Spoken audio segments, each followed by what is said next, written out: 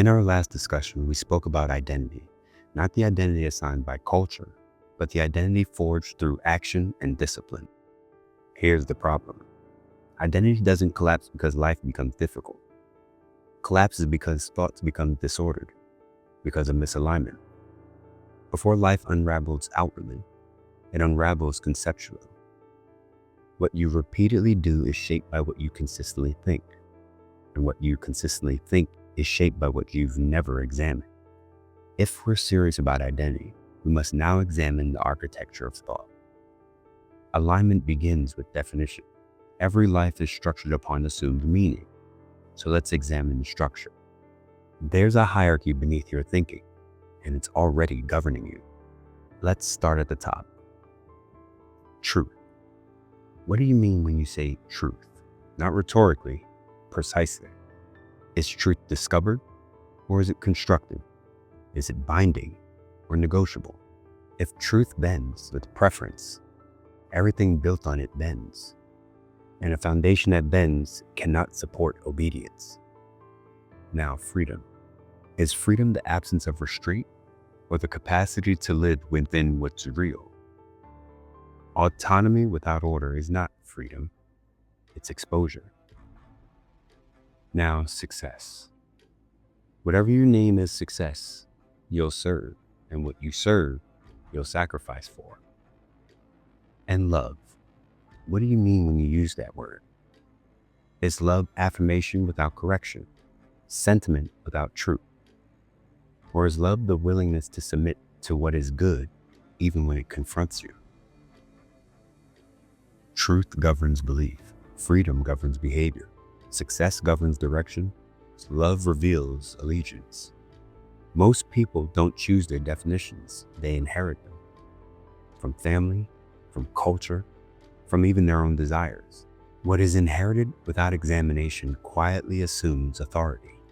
If you've never examined your definition, something else already rules them. And what rules your definitions rules your life. Every human being operates within a hierarchy of value.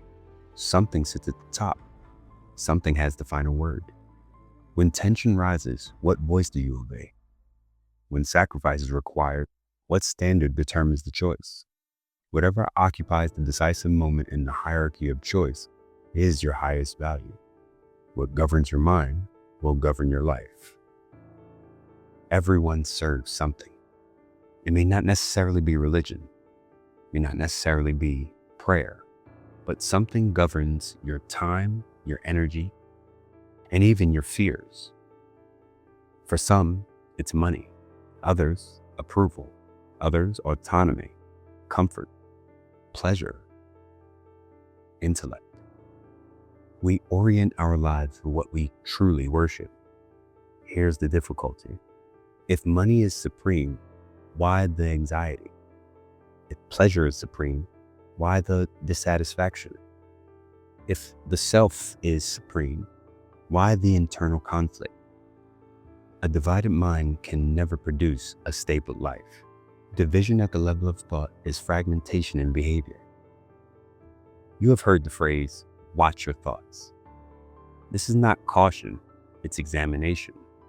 To watch your thoughts is to ask, who taught me this? Why do I assume this is true? What authority does this idea submit to? Ideas become words, words become actions, actions become habits, habits shape character, character directs destiny. As I examine this, I realize something very uncomfortable. I'm not exempt. I say, Christ is Lord, but how often do I negotiate? How often do I redefine obedience so that it feels manageable? How often do I reserve final authority for myself? If Christ is Lord, and my preferences remain supreme, my hierarchy is still disordered. Lord does not mean consultant. It does not mean advisor. It means authority. Christ is Lord, not selectively, not emotionally, not when convenient. That's alignment. Alignment is not perfection. It's integration. It's when thought, speech, and action are ordered beneath a coherent highest value. So examine your definitions, test your assumptions, reorder where necessary. Because what governs your mind will inevitably govern your life.